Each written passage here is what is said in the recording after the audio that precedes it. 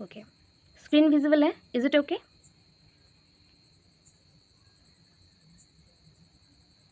Okay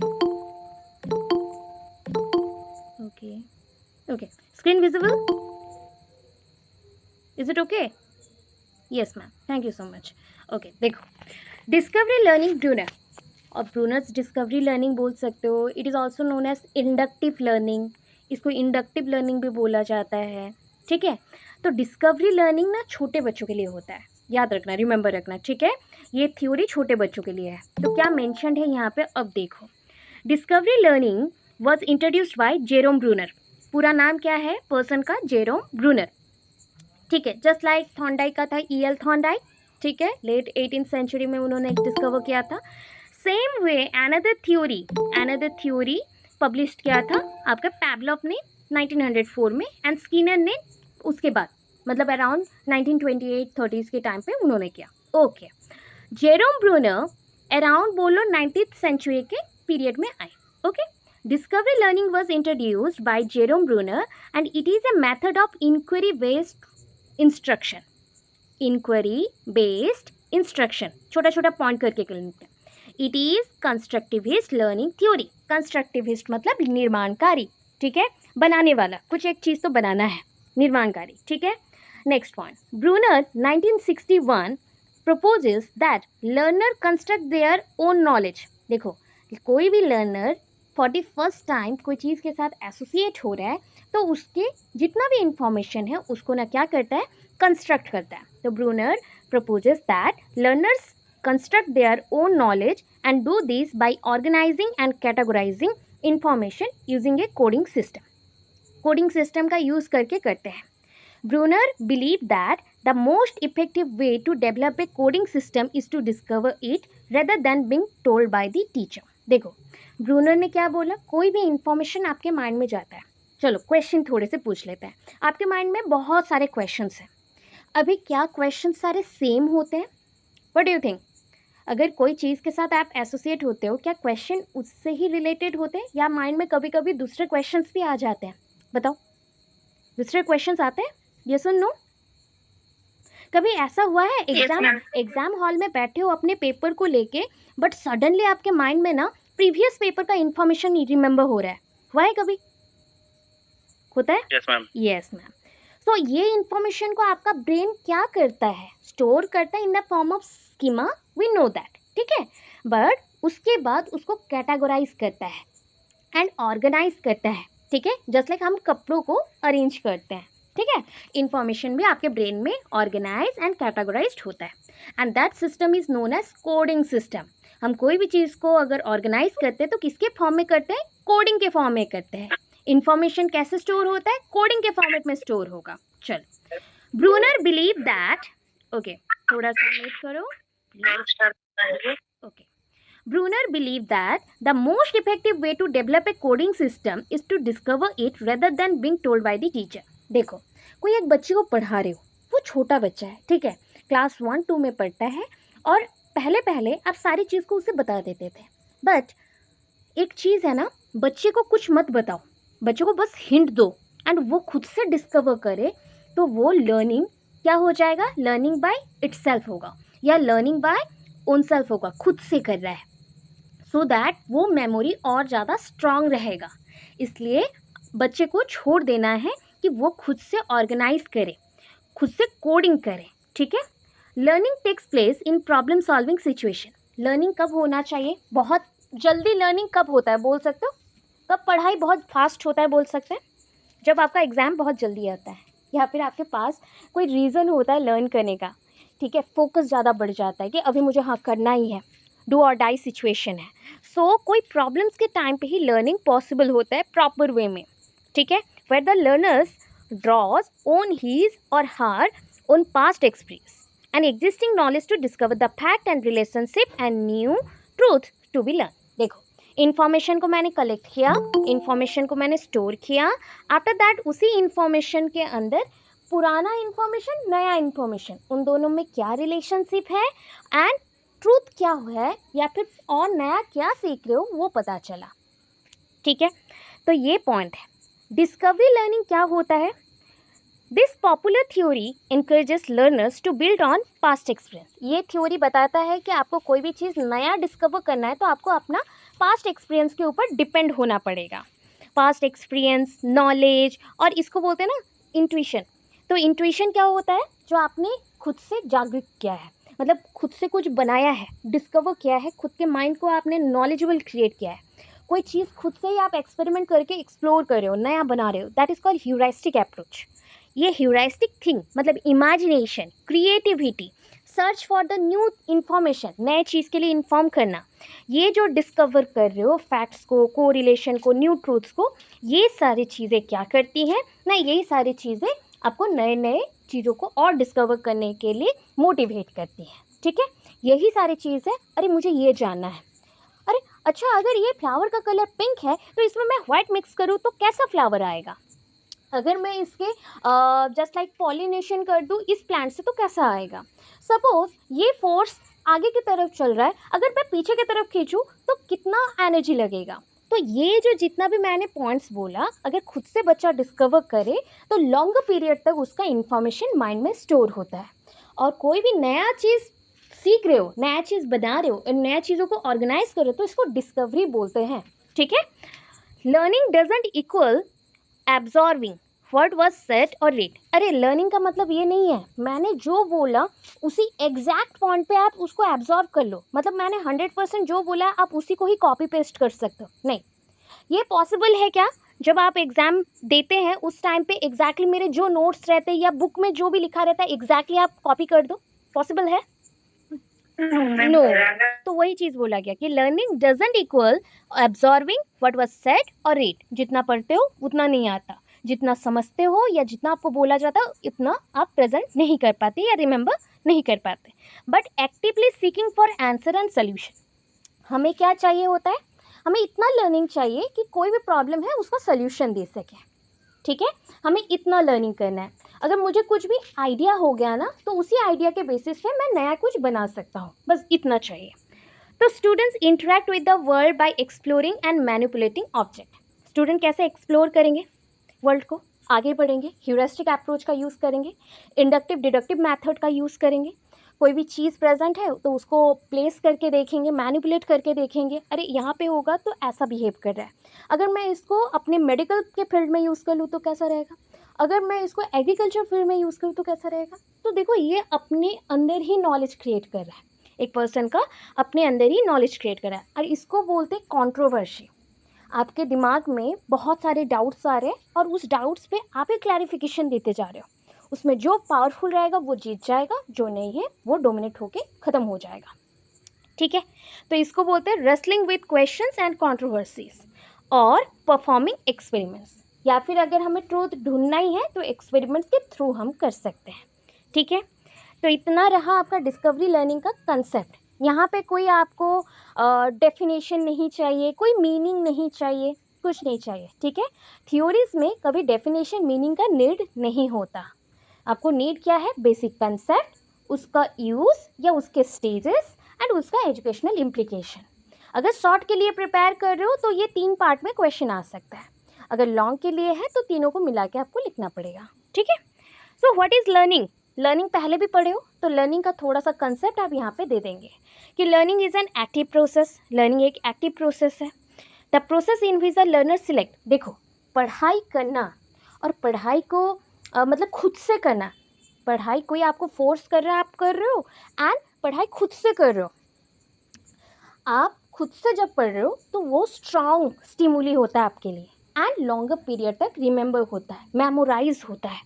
so the process in which the learner select, जिस process के through learner select करता है, transform करता है and transform information making decision for making decision, और क्या करेगा? Generate hypothesis and make meaning from the information. देखो, पहले आपने क्वेश्चन एराइज किया, उस क्वेश्चन के बेसिस पे आपने सिलेक्ट किया, फिर उसी क्वेश्चन के बेसिस पे आपने एलिमेंट्स कलेक्ट किए, उसको ट्रांसफॉर्म किया उस इंफॉर्मेशन को एंड उसको यूज़ किया डिसीजन मेकिंग के लिए.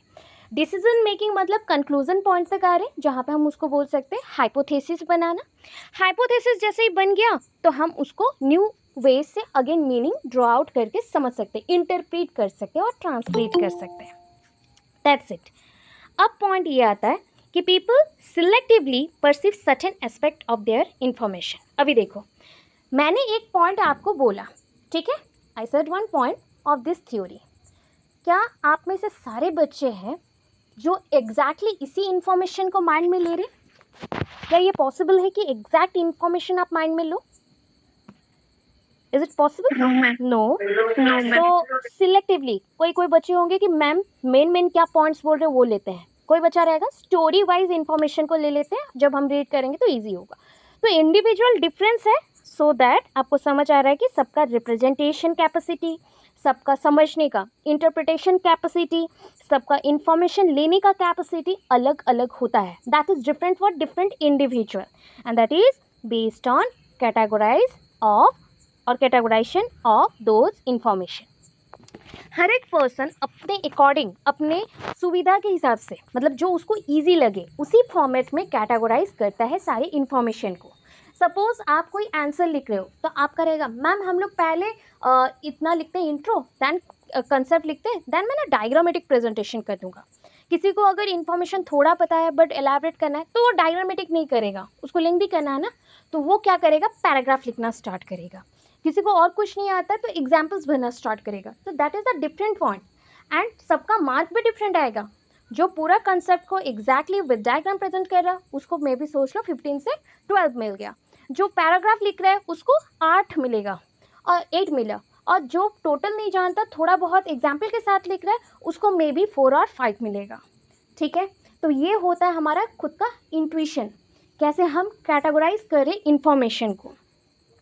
In this way discovers their own learning. तो इंडिविजुअल खुद से ही अपना रिदम चूज कर रहे हैं, खुद से ही अपना पेस चूज कर रहे, PACE पेस, एंड खुद से ही अपना ओन लर्निंग स्टाइल चूज कर रहे हैं कि कौन सा उनके लिए बेटर है। आप सबका लर्निंग स्टाइल डिफरेंट है, ठीक है, इसी से ही आपने चूज किया अपने प्रेजेंटेशन स्टाइल के अकॉर्डिंग, अपना मतलब कैसे क्वेश्चंस को रिप्रेजेंट करोगे, कौन से पॉइंट को आगे पीछे करोगे, तो वही कैटेगराइज है। उसी कैटेगराइजेशन के ऊपर आप अपना क्या करते हो, नॉलेज को इन्हांस करते हो। That is called discovery learning. ठीक है, द प्रोसेस ऑफ लर्निंग, ये नेक्स्ट हेडिंग है। तो क्या होता है, people selectively perceive certain aspect of their environment. कुछ लोग होते हैं, कुछ लोग नहीं, every person can receive everything from the surrounding. जो भी लोग हैं सराउंडिंग में प्रेजेंट है वो इन्फॉर्मेशन कहाँ से कलेक्ट करेंगे, अपने सराउंडिंग से और एनवायरमेंट से। So for the first time जो रिसीव करते हो तो वो है perception. Perceive word is perceive और परसेप्शन, एंड जो परसेप्शन हमने किया वो बता सकते हो आपके एक्सटर्नली हुआ कि इंटरनली होगा। Perception by the sense organ. कोई भी इंफॉर्मेशन आपने लेते हो तो आप इंफॉर्मेशन को अपने बॉडी के आउटसाइड रखते हो या आपके दिमाग के अंदर रखोगे,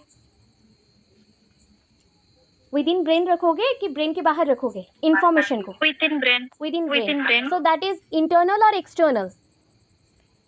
इंटरनल।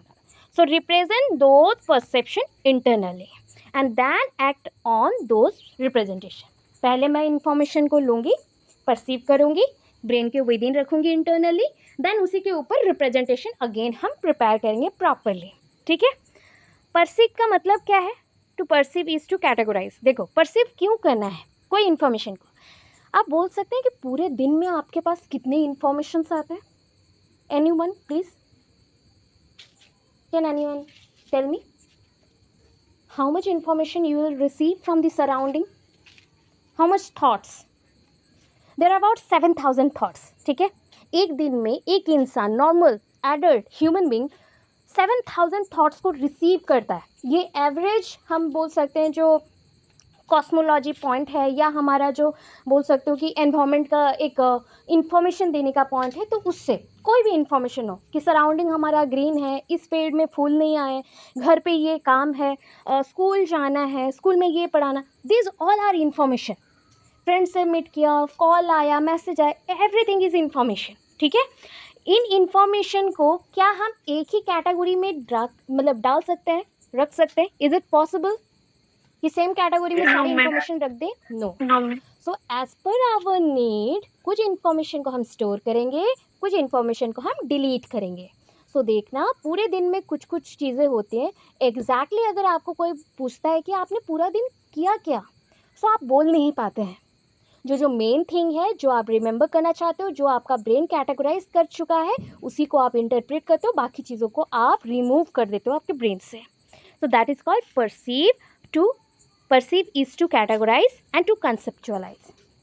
पहले परसीव करो, देन उसके बाद वहाँ से कैटेगराइज कर दो, देन उससे उसको कंसेप्चुअलाइज मतलब उसका कंसेप्ट को समझो। ठीक है, पता है इंटरनल रिप्रेजेंटेशन आपके कितने स्टेजेस में होता है? नॉर्मली 3 स्टेज है आपके पास। ठीक है, एज के अकॉर्डिंग बोलूँगी, नियर अबाउट आपका infancy period to childhood period में बोलना है। ठीक है, enactive, iconic and symbolic, 3 stage है आपके पास, इनएक्टिव, आइकॉनिक एंड सिम्बॉलिक।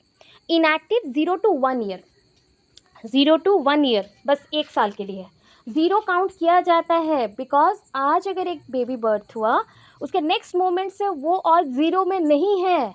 ठीक है, नेक्स्ट मोमेंट से मतलब विद इन अगर 20 सेकेंड्स के बाद भी बोलते हो तो उस बच्चे को बोला जाएगा कि वो 20 सेकेंड जी चुका है, उसका लाइफ हो चुका है, उतना बीत चुका है। ठीक है, सो दैट 0 काउंट होता है 0 to 1 ईयर्स।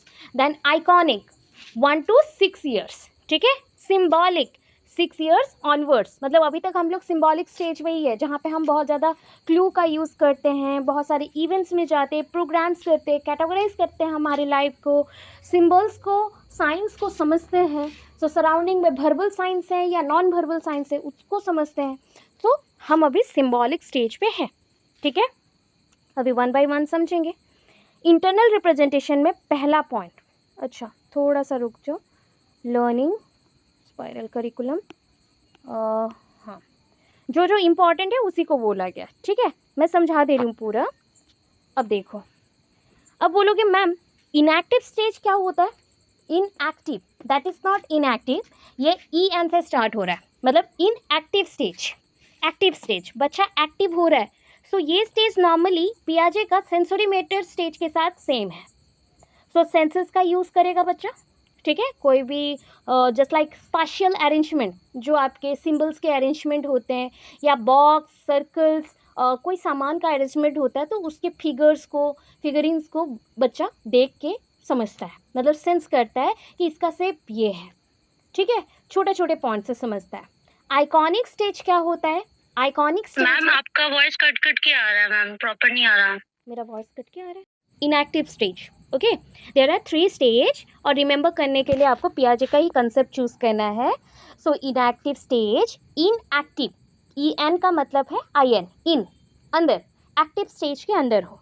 एक्टिव स्टेज में बच्चा फिगर्स, जस्ट लाइक कोई बॉल देते हो तो बॉल को वो टच करता है, सेंसेस के थ्रू समझता है कि दिस इज़ हार्ड और दिस इज़ सॉफ्ट और दिस इज़ सर्कल, ऐसा चीज़ों को समझता है। That is called inactive stage. ठीक है, आइकॉनिक स्टेज पिक्चर्स के थ्रू समझेगा।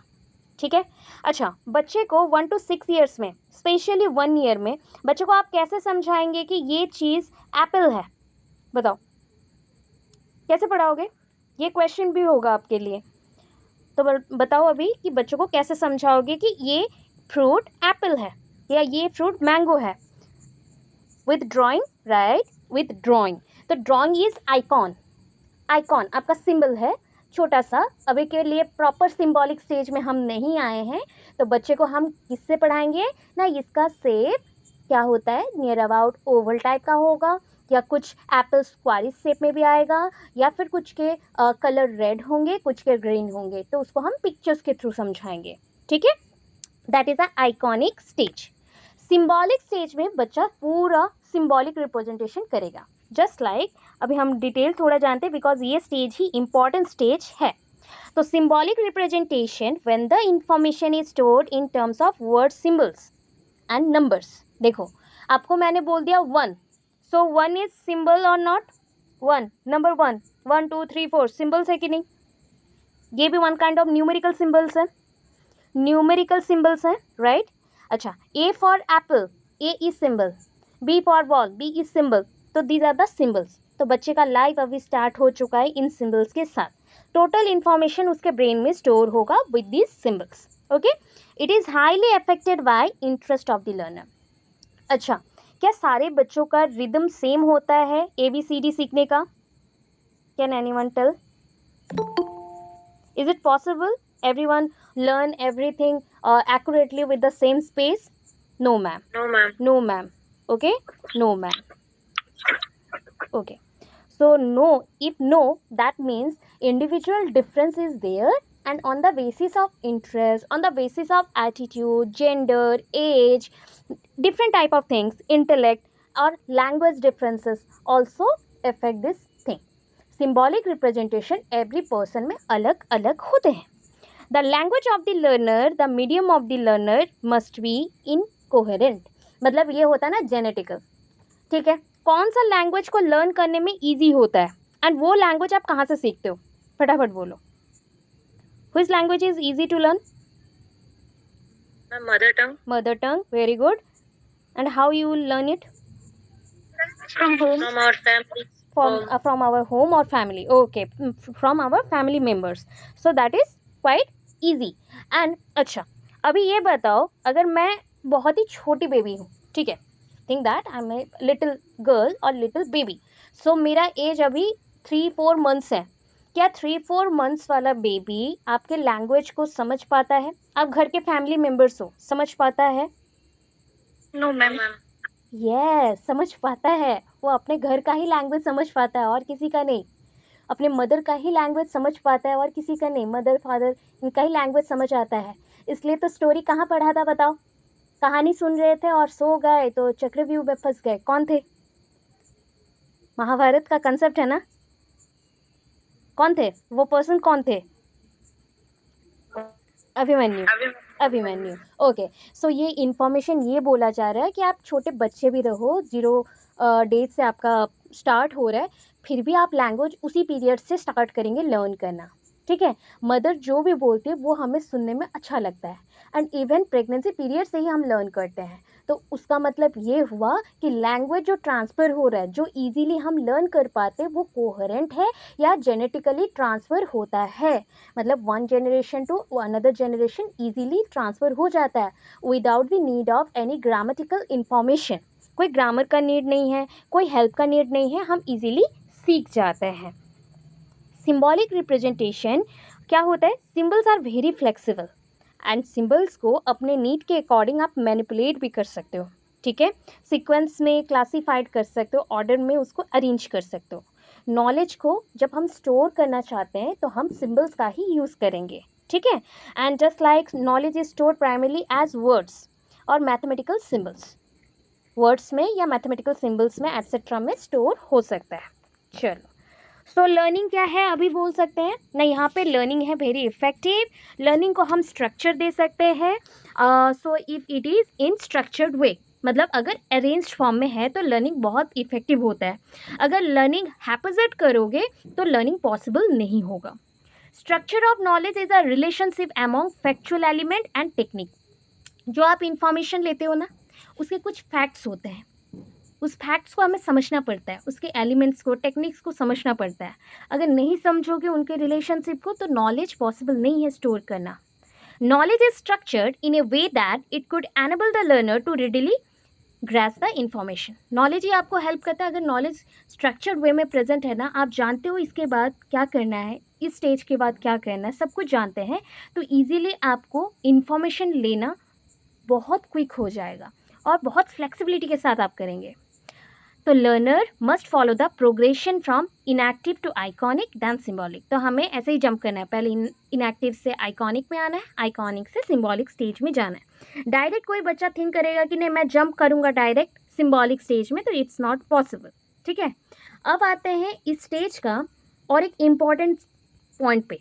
ठीक है, डिस्कवरी लर्निंग पे एक चीज़ बोला गया, स्पाइरल करिकुलम. अच्छा बताओ, आपका सारे टॉपिक्स बीएड में जितने टॉपिक्स पढ़ रहे हो, near about every topic is very easy, but मुझे बोल सकते हो कि क्या सिर्फ इजी टॉपिक्स ही दिए गए हैं या डिफ़िकल्ट टॉपिक्स भी हैं? डिफिकल्ट टॉपिक्स भी. अच्छा, अगर आप एक टीचर हैं और बच्चों को पढ़ाएंगे तो क्या आप डिफ़िकल्ट टॉपिक्स को पहले यूज़ करेंगे या सिंपल टू कॉम्प्लेक्स जाना पसंद करेंगे? Simple to complex. Simple to complex, and simple to complex जो मूव करते हैं इसी को स्पाइरल करिकुलम बोलते हैं। ठीक है, ये क्विक मैंने बोल दिया पूरा।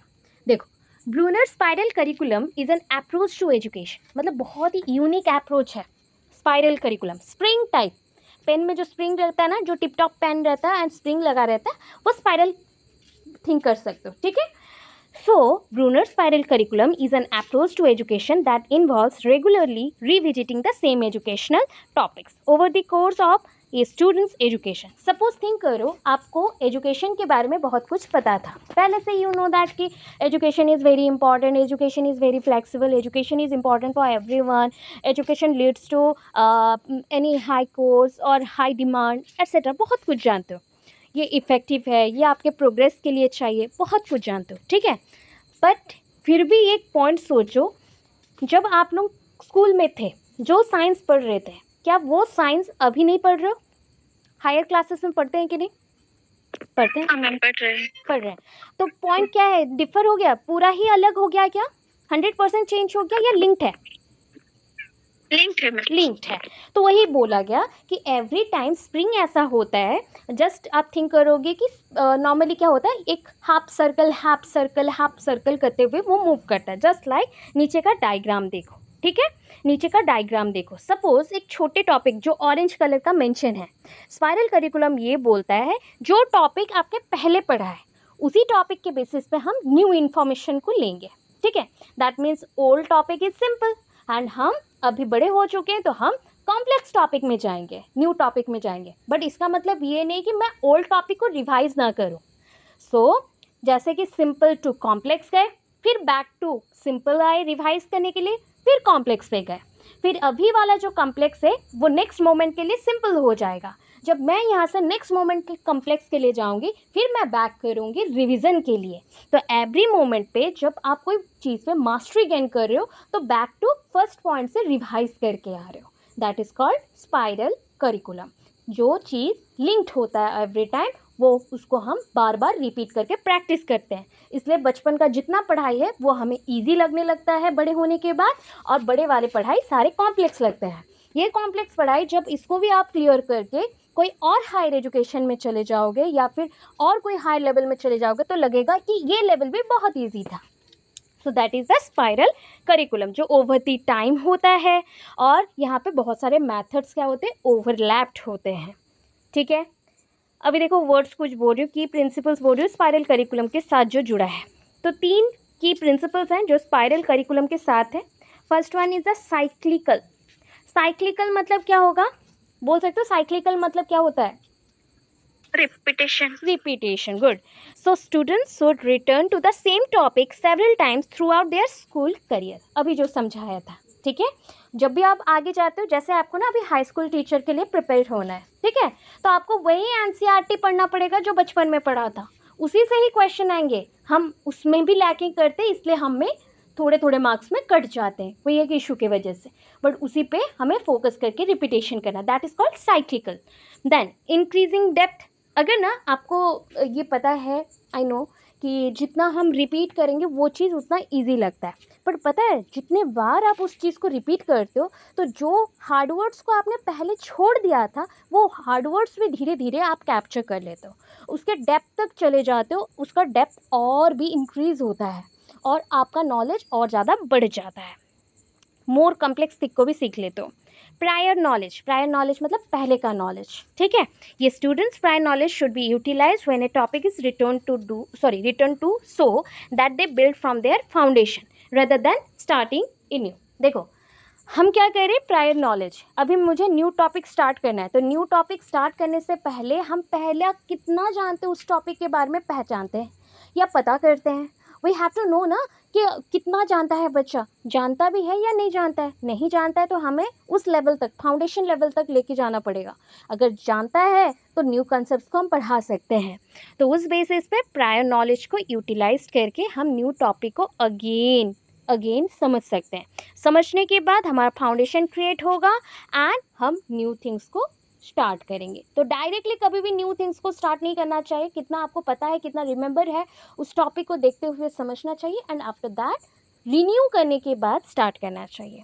तो देखो सम एग्जांपल्स, यहाँ पे कुछ एग्जाम्पल दे रही हूँ, ये एरो मार्क वाला देखना, ये जो एरो मार्क वाला है थोड़ा ब्लर है, डायग्राम क्लियर नहीं मिला। और देखो पहले आप क्या सीखते हो बचपन में, अल्फ़ाबेट, अल्फ़ाबेट के बाद वर्ड्स, वर्ड्स जब सीख लिया तो उसका स्पेलिंग सीखेंगे, स्पेलिंग सीख लिया तो ग्रामर सीखेंगे, ग्रामर सीखने के बाद और स्पेलिंग ग्रामर के अरेंजमेंट से, वर्ड्स के अरेंजमेंट से हम प्रॉपर सेंटेंसेस बनाएंगे, सेंटेंसेस जब बनाना आ गया देन हम पैराग्राफ करेंगे। बट एवरी टाइम देखो ये लूप ख़त्म नहीं हो रहा है, लूप ख़त्म नहीं हो रहा है, उसी स्प्रिंग में ही हम घूम रहे हैं। और स्प्रिंग में देखना एक जगह पे खड़े होकर जितना ट्राई करना ऊपर चढ़ने में तो लगता है हम लोग फिर से वापस आ गए नीचे, ठीक है। तो एवरी टाइम हमें रिपीट करते हुए आगे जाना है, एवरी टाइम जब भी हम स्टॉप करें रिपीट होते हुए आगे जाना है।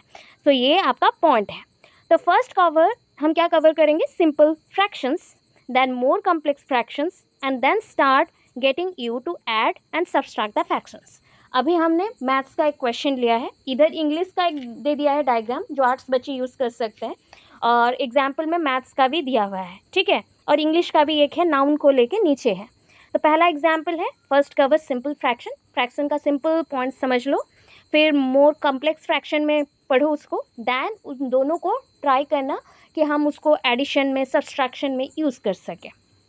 सिमिलरली ये student might first learn about noun, पहले वो एक बच्चा नाउन के बारे में सीखेगा बिफोर एडजेक्टिव, एडजेक्टिव को पढ़ने के लिए उसको क्या चाहिए, नाउन का नॉलेज होना चाहिए। दैन वो वर्ब सीखेगा, किससे पहले, एडवर्ब से पहले। This is because knowledge of adjective requires prior knowledge of noun, adjective से पहले आपको नाउन जानना पड़ता है, इसलिए एडजेक्टिव से पहले नाउन पढ़ोगे, वैसे एडवर्ब से पहले वर्ब पढ़ोगे, ये इंपॉर्टेंट है। जस्ट लाइक 1 2 3 4 अगर नंबर सिस्टम में आपको स्पेलिंग राइट डाउन करना है तो 1 2 3 4 पहले जानना पड़ेगा। तो ये हो गया बेसिक पॉइंट, ये है discovery learning. So this theory is known as insight learning theory. This is the first theory of unit 3, unit 3 का पहला थ्योरी है, ठीक है। एंड वहाँ पे मेंशन है कोलार्स लर्निंग थ्योरी, कोलार का learning theory, KOHLER, Kohler's learning theory, ठीक है। Insightful learning theory is also known as Gestalt learning theory. Gestalt, G-E-S-T-A-L-T, G-E-S-T-A-L-T, L-T, Gestalt learning theory. Okay, diagram देख रहे हो, तो यहाँ पे एक्चुअली वर्ड्स से समझते हैं पहले। इंसाइट मतलब क्या होता है, खुद को देखना, खुद को अंदर झांकना, दैट इज सेल्फ इमेज को देखना, खुद के अंदर का पोटेंशियल को जानना, ठीक है। और एक वर्ड भी पढ़ा था फिलोसॉफी में, संस्कृत लाइन था, आत्मविवारे द्रष्टव्य, ठीक है। खुद को देखो, झांको, पहचानो और खुद के अंदर का जो पोटेंशियल है उसको निकालो, ठीक है। तो इनसाइड लर्निंग वही होता है, खुद को जानना पड़ेगा कि क्या है। So what is insightful learning, देखो दिमाग का बत्ती जल गया, ठीक है, एक आता है सडन एक प्रॉब्लम आया आपके लाइफ में, ठीक है, सडन एक प्रॉब्लम आया, ये पर्सन बहुत टेंशन में था, सडनली उसका दिमाग का बत्ती जल गया, चलो स्टार्ट हो गया प्रॉब्लम का सल्यूशन देना। So that is called insightful learning theory in simple words, ठीक है। Insight learning is a type of learning और प्रॉब्लम सॉल्विंग, इसलिए बोला कोई भी प्रॉब्लम का सल्यूशन देना। So it is a problem solving method और insight learning is a type of learning method that happens all of a sudden through understanding the relationship of various parts of a problem. सोचो एक problem आपको बच्चों को solve कराना है, क्या उस प्रॉब्लम को कॉम्प्लेक्स प्रॉब्लम है, क्या हम एट ए टाइम बच्चों को पढ़ाएं, कॉम्प्लेक्स प्रॉब्लम है, जल्दी बोलो, या ब्रेक करके पढ़ाएं, ब्रेक करके पढ़ाएं, 1 2 3 4 5 हमने 5 पार्ट में डिवाइड कर दिया एंड पढ़ाएंगे। सो इतना पॉइंट को मैंने पहले बच्चों को समझाया, तो बच्चे ने क्विकली इसका आंसर दे दिया, फिर इसको समझाया, उसका आंसर दे दिया, फिर इसको समझाया, उसका आंसर मिला, फिर ऐसे सो ऑन मिल गया। अभी इसके सारे आंसर्स को मैं जोड़ दूंगी, जोड़ने के बाद जो रिजल्ट आएगा that is my insight learning, वो बच्चे का इनसाइट लर्निंग वो है, ठीक है। ऑल ऑफ सडन अगर जो प्रॉब्लम्स हैं उसको समझ के हम उसका आंसर देते हैं, सल्यूशन देते हैं, और ये प्रोसेस रेदर देन एक ट्रायल एंड एरर नहीं है, ट्रायल एंड एरर नहीं है कि ये आंसर दे दिया सही नहीं हुआ तो फिर से देंगे, ऐसा नहीं है। इसको सोचेंगे, तोड़ तोड़ के सोचेंगे। कभी भी लाइफ में कोई भी प्रॉब्लम आए तो ऐसा होता है ना, एग्जाम हॉल में बैठे हो एंड सडन ना एक क्वेश्चन इतना घुमा के दिया है और उसका आंसर रिमेंबर नहीं हो रहा है, तो क्या करोगे? मैं बता रही हूँ, हिंट दे रही हूँ, ठीक है। एंड ये चीज़ मेरा एवरी टाइम काम पे आया है। कभी मैं ऐसा नहीं है कि मैं सिलेक्टिव्स पढ़ती हूँ, लाइफ में मैंने अभी तक कभी सिलेक्टिव्स नहीं पढ़ा, ठीक है। मैं सिलेक्टिव्स पढ़ना पसंद नहीं करती हूँ। हाँ, कुछ क्वेश्चंस हैं जो प्रीवियस ईयर के क्वेश्चन के बेसिस पे मैं सोचती हूँ कि ये इंपॉर्टेंट है और प्रीवियस 2-3 ईयर्स ये रिपीटेडली आ रहा है, तो उसको पहले कर लेना चाहिए, बस उसके पॉइंट्स को पूरा रिमेंबर कर लेना चाहिए, दैट्स इट। आफ्टर दैट जो क्वेश्चंस हैं उसको ब्रीफ होने से भी पढ़ के जाओ, चाहे आप उसको 5 मिनट्स क्यों ना पढ़ो, बट पढ़ के जाओ, ठीक है। उसका कुछ क्विक रिस्पॉन्स आपके माइंड में रह जाएगा, ठीक है। अभी ये काम पे आएगा, ये हो गया एक पॉइंट। तो ये मेरे दिमाग में है, नॉलेज है मेरे पास सारी चीज़ों का, वो चाहे थोड़ा कम हो या लेंथी पीरियड का हो, एक थोड़ा सा है, एक बहुत ज़्यादा मेमोराइज वाला है। तो अब क्या होगा, कोई एक प्रॉब्लम मेरे पास आया, कोई एक ऐसा क्वेश्चन आया जो कि मैं सोच भी नहीं रही थी कि उसे लॉन्ग क्वेश्चन अटेंड करना पड़ेगा, बट उसके और मैं ऑप्शंस में तो मुझे कुछ आ ही नहीं रहा है, तो क्या करें? तो क्वेश्चन को देखना, उसमें से मेन वर्ड्स को ढूंढना, उस मेन वर्ड्स के रिलेटेड आप क्या जानते हो क्विकली आपके माइंड में मेमोराइज करो। तो कुछ कुछ ना पूरे बुक से इंफॉर्मेशन आपके माइंड में हाईलाइट होते रहेंगे, उस हाईलाइटेड पॉइंट्स को जोड़ के आप अपना आंसर लिखना स्टार्ट करना। धीरे धीरे जैसा लिखते जाओगे ना, उसके साथ एग्जाम्पल्स जोड़ो और डायग्राम्स जोड़ो, खुद का प्रेजेंटेशन स्टाइल निकालो, देखना आप आपका लाइफ का बेस्ट आंसर लिख के आओगे, ठीक है। That's the point of problem solving. यही चीज़ किया जाता है प्रॉब्लम सॉल्विंग में। कोई केस देखे हो, सीआईडी और पुलिस लोग जब सॉल्व करते हैं, रियल पुलिस जब सॉल्व करते हैं, तो देखना प्रॉब्लम्स को ना वो स्टार्टिंग से जज करते हैं, वो ऑल ऑफ सडन आपके पॉइंट्स को सुन के आपके पीछे पीछे नहीं भागेंगे, वो सुनेंगे, जांचेंगे पहले क्या हुआ था, कहाँ था, उस रिलेटेड इन्फॉर्मेशन सब ढूंढने के बाद वो एग्जैक्टली फील्ड में उतरेंगे। तो यही होता है प्रॉब्लम सॉल्विंग का। अगर मैं आपके साथ ही चलना स्टार्ट कर दी कुछ बिना समझे, तो that is a trial and error method, वो हो जाएगा ट्रायल एंड एरर मेथड, ठीक है। समझ आया इंसाइटफुल लर्निंग थ्योरी का पॉइंट? ये एक पॉइंट समझ आया, ये सुन लो। Yes ma'am. ओके, चलो। अगर डायग्राम बनाना है एग्जाम में, तो एक में बल्ब को जला दोगे, एक में बल्ब को बुझा दोगे, ठीक है। जैसे मैंने एक बल्ब बनाया, तो यहाँ पे बल्ब क्या हो रहा है, नहीं जल रहा है, ठीक है। तो यहाँ पे लिखना प्रॉब्लम्स, उसका आंसर होगा प्रॉब्लम सॉल्विंग। तो ये फिर से जला के बोलोगे मैम लाइट कैसे लाएं, तो लाइट के लिए ऐसा थोड़ा थोड़ा बना दो, बस। तो ये छोटे छोटे डायग्राम्स भी रहेंगे और 4-5 लाइन आपका कवर भी हो जाएगा इसके साथ, ठीक है। देखो, अभी पर्सन्स का नाम बोल रही हूँ मैं। Insightful learning theory is also known as Kohler's learning theory. So इनका नाम पूरा क्या है, Wolfgang Kohler, Wolfgang Kohler and his contribution to insightful learning क्या है ना। Wolfgang Kohler was a psychologist, sorry again बोल रही हूँ, साइकोलॉजिस्ट, कल के पॉइंट पे रह गई, फिजियोलॉजिस्ट वर्ड आ रहा है माइंड में। Was a psychologist who conducted experiment. Yes ma'am थोड़ा काम है। हाँ चाहिए, ठीक है, ठीक है मैम, इसका रिकॉर्डिंग दे देंगे। हाँ हाँ ठीक है, रिकॉर्डिंग अपलोडेड हो Thank जाएगा, you, okay. So Wolfgang Kohler was a psychologist, not a physiologist, who conducted experiment in which insight learning was observed in animal behavior। पहले भी बोल दिया था, थॉर्नडाइक का ट्रायल एंड एरर, स्कीनर का cat के ऊपर experiment that is operant conditioning, then आपका पैवलव का डॉग के ऊपर experiment classical conditioning, Wolfgang Kohler का मंकी और चिंपांजीज के ऊपर एक्सपेरिमेंट। ये सब कुछ एनिमल्स के ऊपर हुआ, एनिमल बिहेवियर को चेक करने के लिए। एंड ऑलमोस्ट एक लाइन याद रखो, animal behaviour is totally learned behaviour, practice के थ्रू आपके माइंड में आता है। आप एक काम करते हो, एवरीडे मॉर्निंग में 7 बजे उठते हो, एवरीडे मॉर्निंग में 7 बजे पहले उठते थे, अभी हैबिट कर लिया 5 बजे का, तो आपका नींद 5 बजे ही ओपन होगा, मतलब खुलेगा, वेकअप करोगे आप 5 बजे।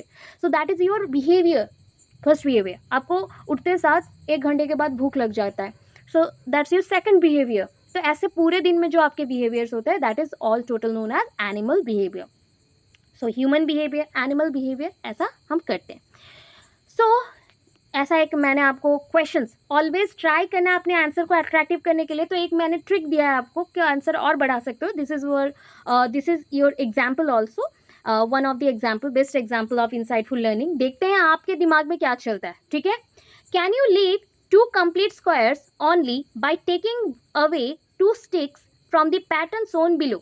बोल सकते हो, मैं यहाँ पे आपको ना काउंटिंग करके दे रही हूँ कि आपको यहाँ पे 4 स्क्वायर दिख रहे हैं, तो यहाँ पे ऐसा अरेंज कर दो कि ओनली 2 स्क्वायर बने एंड 2 स्टिक्स को हटा दो. कोई 2 स्टिक्स हटाने हैं एंड कंप्लीट आपके 2 स्क्वायर्स बने. स्क्वायर्स बोल रही हूँ, ठीक है. Can you leave 2 complete squares only by taking away 2 sticks from pattern Son below. कर सकते हो.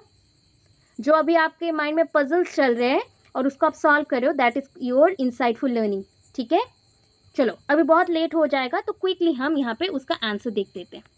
देखा, पहली बार मैं फिर से रिपीट करके बोलूँगी. आपके माइंड में आ रहा था आइदर इसको हटाया जाए, ये दोनों, अगर ये दोनों नहीं हटा रहे हो ये दोनों को हटाओगे. तो ये पॉइंट इतना याद रखो, अगर ना 2 स्टिक्स को हटा दोगे वैसे तो ये ना रेक्टेंगल बन जाएगा, स्क्वायर नहीं. ठीक है, रिमेंबर रखो, ये रेक्टेंगल बन जाएगा, स्क्वायर नहीं. तो मैंने किसको हटाया, मैंने इसको हटाया और इसको हटाया. सो एक स्क्वायर मेरा ये है और दूसरा स्क्वायर मेरा कंप्लीट वाला है. ठीक है, स्क्वायर्स चाहिए मुझे, रेक्टेंगल्स नहीं चाहिए. रेक्टेंगल्स इज क्वाइट इजी कि 2 स्टिक को हटा देते, कोई भी 2 स्टिक को, तो रेक्टेंगल बन जाता. ठीक है, सो ये आपका इंसाइटफुल लर्निंग था.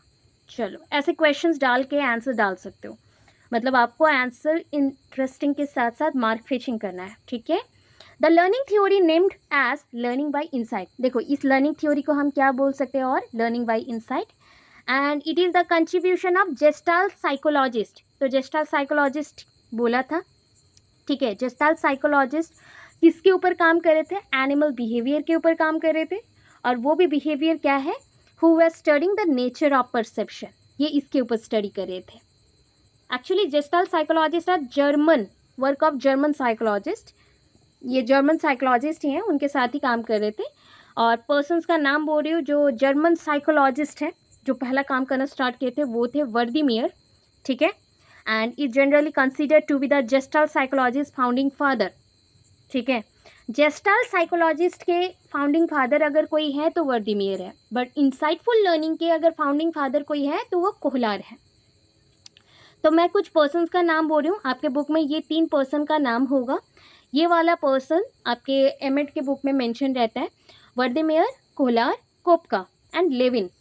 लेविन आपके एमएड के बुक्स में है, बीएड के बुक्स में नहीं है. सो ये 3 पर्सन विद लेविन इंक्लूडिंग, तो 4 पर्सन्स हो गए. तो ये 4 पर्सन ओरिजिनली जर्मनी के पर्सन्स हैं, साइकोलॉजिस्ट हैं, एंड उन्होंने वर्क किया, सेटल्ड हो गया अमेरिका में, एंड वहाँ पे जाके जेस्टाल्ट साइकोलॉजी के ऊपर काम किया. थोड़ा सा वर्क के ऊपर हम लोग चलते हैं अभी. Max Wertheimer is the father of gestalt theory. Gestalt theory later on Wertheimer theory was further refined. देखो वर्दीमियर का थ्योरी क्या था, जेस्टाल्ट साइकोलॉजी के ऊपर था, बट उसका कोई ना प्रूफ नहीं था, एविडेंस नहीं था. कोहलार ने उसके ऊपर एविडेंस दिया, एक्सपेरिमेंटल प्रूफ किया, इसलिए इसको हमने बोल दिया कोहलार इंसाइटफुल लर्निंग. बट इसको और कौन हेल्प किया, ना कार्ट, कोपका एंड वुल्फगैंग कोहलार.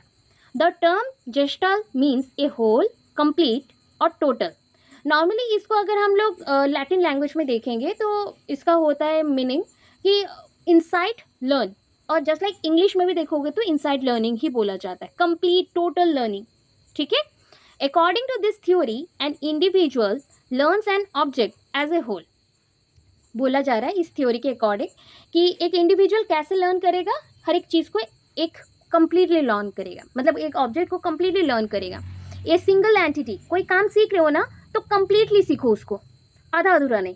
अगर स्किप कर दोगे तो उसका नॉलेज आपका रिमूव हो जाएगा. तो कंप्लीट सीखना है, नॉट इन पार्ट्स और बिट्स. ब्रेक करके नहीं सीखना है, मतलब थोड़ा सीख लिया पूरा को स्किप कर दिया, ऐसा नहीं है, कंप्लीट सीखना है. This theory can be summed up in the succinct statement. अगर मैं बोलूँ सम अप बोल देना, sum up in the next statement, that is a whole is greater than the sum of its part. ठीक है, अगर मैं छोटे छोटे पार्ट्स को जोड़ते हुए पढ़ूँ तो इतना बड़ा है, बट मैं बोलूँ एक को पढ़ूंगी दूसरा नहीं पढ़ूंगी, एक को पढ़ूंगी दूसरा नहीं पढ़ूंगी, तो उससे ये वाला बड़ा है, ज़्यादा है, वो बोला गया. तो थ्योरी ऑफ इंसाइटफुल लर्निंग में ये आपका डायग्राम है. एक हमने रूम लिया, पिंजरा तो नहीं बोलोगे बट बोल सकते हो, एक बड़ा सा रूम है, एंड हाइटेड वाला है, उसमें हम एक जगह पे केले को रख देंगे। हम यहाँ पे दो तरीके के एनिमल्स ले सकते हैं, सेम वेराइटी का है, that is chimpanzee and monkey.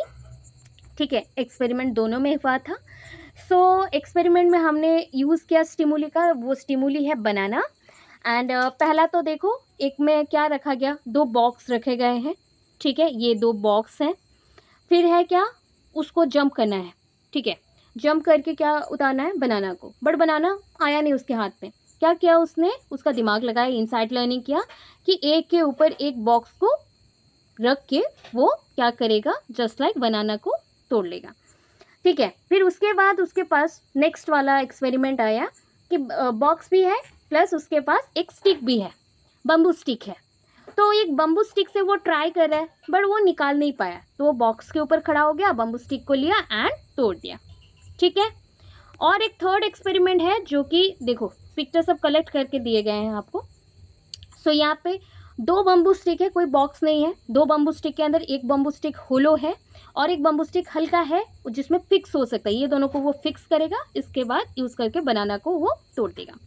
चलो, सो ये एक्सपेरिमेंट्स को उसने ऐसा लिखा है। तो in one experiment Kohler potted chimpanzee, सो आप मंकी अगर लिख दिए हो कोई प्रॉब्लम नहीं है, आपके बुक में मंकी भी मेंशन है, चिंपांजी भी लिखोगे तो प्रॉपर होगा।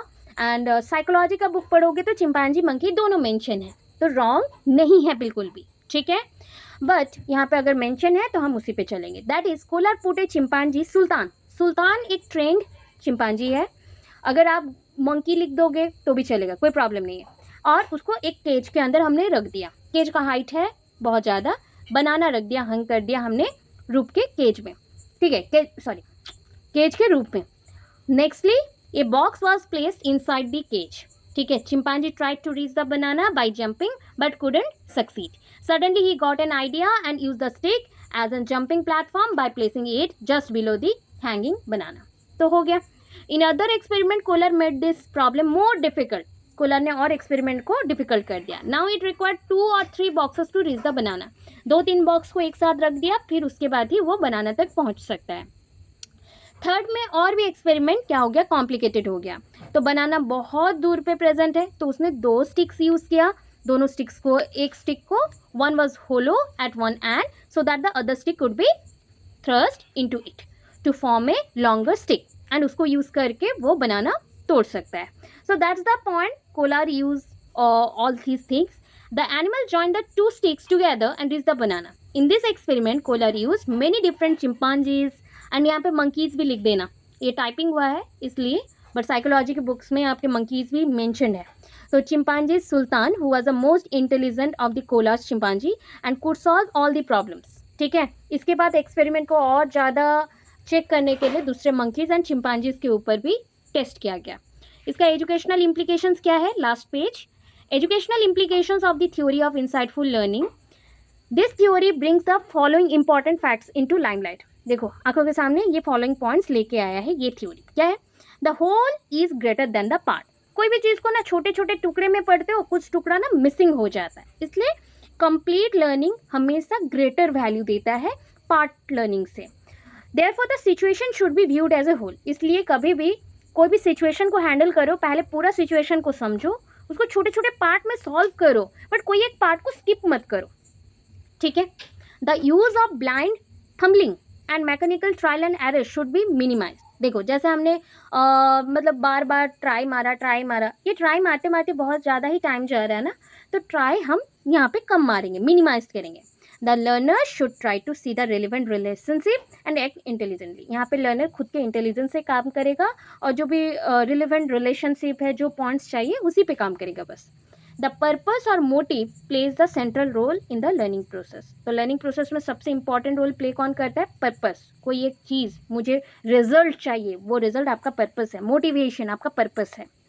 Based on the appeal of this theory, teachers are required to pay attention to the following aspect. कौन से एस्पेक्ट पे ध्यान देंगे टीचर्स, पहला तो है सब्जेक्ट मैटर, दूसरा है contribution of inside theory of learning is that it has made learning an intelligent task.